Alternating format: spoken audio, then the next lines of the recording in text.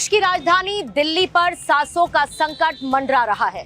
Delhi NCR में प्रदूषण का पहरा लग चुका है। दिल्ली एनसीआर के लोगों की सांसों में इस वक्त जहर घुल रहा है और हर बार की तरह दिल्ली में सरकारी दावे हवाई नजर आते हैं। सर्दी अभी पूरी तरीके से आई भी नहीं थी कि पूरी दिल्ली स्मॉग की चादर में लिपटी हुई हाँफ रही है। सवाल ये है कि दिल्ली वाले आखिर कब तक प्रदूषण की इस मार के आगे लाचार नजर आएंगे। दिल्ली में एयर क्वालिटी इतनी ज्यादा खराब हो चुकी है कि कई इलाकों में धुंध छाई हुई है। राजधानी दिल्ली समेत पूरे एनसीआर में आज से ग्रैब ट्री सिस्टम को लागू कर दिया गया है।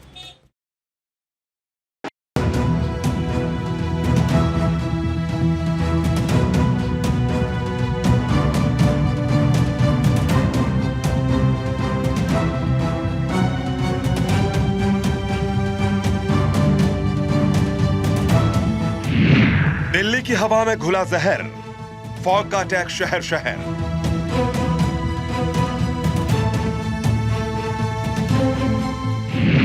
सांसों पर संकट लगातार, जनता पर प्रदूषण की मार।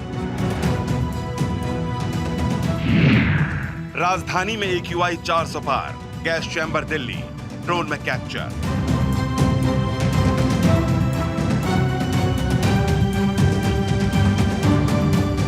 आंखों में जलन, सांस लेने में दिक्कत और हवा में घुलता जहर। प्रदूषण की चादर में लिपटी राजधानी की तस्वीरें हर साल की तरह इस बार भी भयावह दिखाई दे रही हैं। सवाल वही है जिसका जवाब किसी के पास नहीं कि आखिर पॉल्यूशन का सॉल्यूशन कब निकलेगा।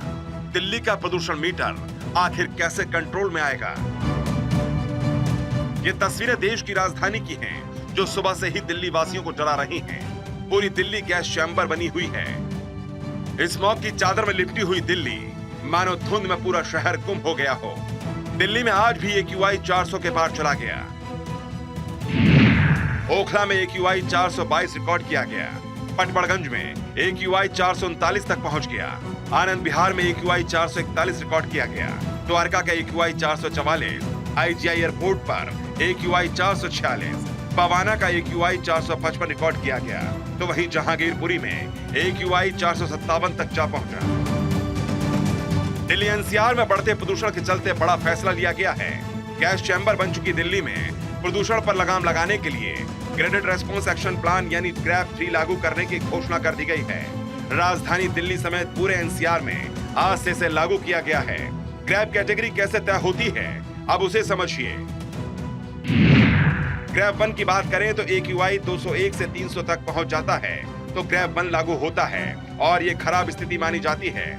इसी के साथ जब AQI 301 से लेकर 400 तक पहुंच जाता है तो ग्रैब 2 कैटेगरी में होता है और बहुत खराब स्थिति होती है। वहीं जब एयर क्वालिटी इंडेक्स 401 से 450 तक होता है तो ग्रैब 3 लागू होता है। इसी तरह बहुत गंभीर स्थिति तब बनती है जब एयर क्वालिटी इंडेक्स 450 से ज्यादा होता है और ग्रैब 4 लगाया जाता है। दिल्ली में ग्रैब 3 लागू होने पर दिल्ली के पर्यावरण मंत्री गोपाल राय ने आज मीटिंग बुलाई, जिसमें कई अहम फैसले लिए गए। गाड़ियों से होने वाले प्रदूषण, धूल प्रदूषण को कंट्रोल करने के लिए दिल्ली, गुरुग्राम, फरीदाबाद, गाजियाबाद और गौतम बुद्ध नगर पर ये नियम लागू होंगे। दिल्ली एनसीआर में कंस्ट्रक्शन, खनन और तोड़फोड़ मरम्मत के काम पर रोक लगाई गई है। इसके साथ ही दिल्ली एनसीआर में BS3 पेट्रोल और BS4 डीजल गाड़ियों पर भी रोक है। वहीं दूसरी तरफ BS3 कमर्शियल वाहनों को भी दिल्ली में बैन कर दिया गया है। CNG, इलेक्ट्रिक और BS6 वाहनों को ही दिल्ली के अंदर अब एंट्री मिलेगी। मशीन से सड़कों की सफाई की फ्रीक्वेंसी भी बढ़ाई जाएगी। इस समय जो प्रदूषण का स्तर है उसमें गाड़ियों का पोल्यूशन काफ़ी ज़्यादा इम्पैक्ट डाल रहा है। इसलिए दिल्ली के अंदर जो भी BS3 पेट्रोल और BS4 जो डीजल की गाड़ियां हैं, 4 व्हीलर हैं, उन पर जो है रोक लगा दी गई है।